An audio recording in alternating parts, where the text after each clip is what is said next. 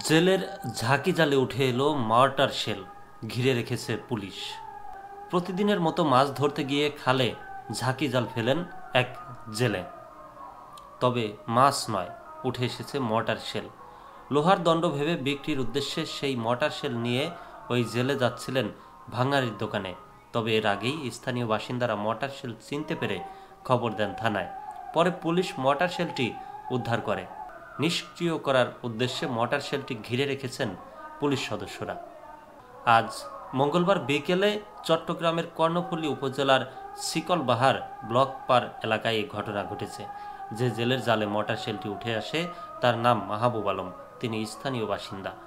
শিকলবাহা খালে মাছ ধরার সময় তার জালে মর্টার শেলটি উঠে আসে।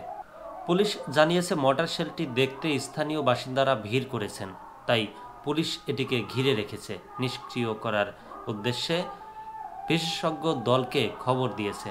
খবর পেয়ে সেনাবাহিনীর একটি টহল দলও ঘটনাস্থল পরিদর্শন করেছেন।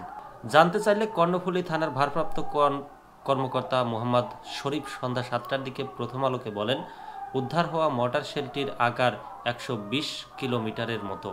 এটি পরীক্ষা নিরীক্ষার জন্য বিশেষজ্ঞ দলকে জানানো হয়েছে। আপাতত আমরা এটি ঘিরে রেখেছি।